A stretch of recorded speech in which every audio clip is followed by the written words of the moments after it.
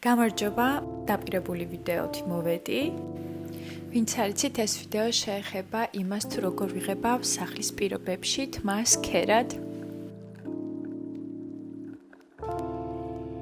ვურევ ორ საღებავს, ეს არის Phyto Color-ი 9.1 და Garnier's Color Sensational, მისი ნომერი არის 901 ნომერი. ორივე საღებავს მე ბოლომდე ვურევ ერთმანეთში, იმიტომ რომ გრძელი თმა მაქვს და საკმაოდ ბევრს იწოვს ჩემი თმა.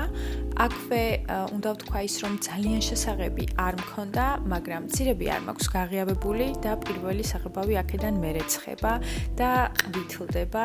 ეს ცოტათი არ იყოს და მაღიზიანებს, ასე რომ ხშირად ვიღებავ თმას. არა მარტო ამის გამო, ისედაც მალე მერეცხება თმებიდან საღებავი, იმიტომ რომ ასევე მაქვს ცხიმიანი სკალპი და უბრალოდ იძულებული ვარ, რომ ყოველ 2 დღეში ან 2 დღე-ნახევარში მაინც დავიბანო თავი.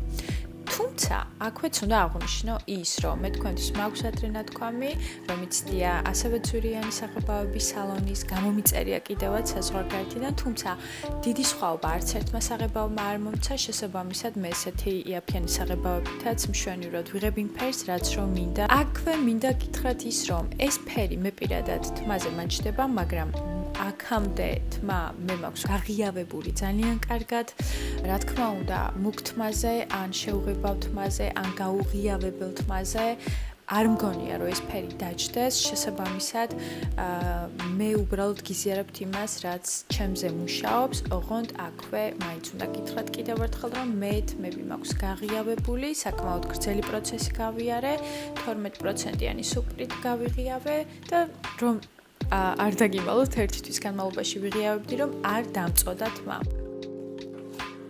როგორც ხედავთ, ახლა აქ შრატი წავისვი და თმის დამცავი, ფენმა რომ არ დააზიანოს თმები, დავიხვევ თმებს, ვერ ვიტან, ჩემ თავზე სწორ თმას ვერ ვიხდენ, ცოტას ფორმაში მოვიყვან და საბოლოო ვერსიას განახებთ.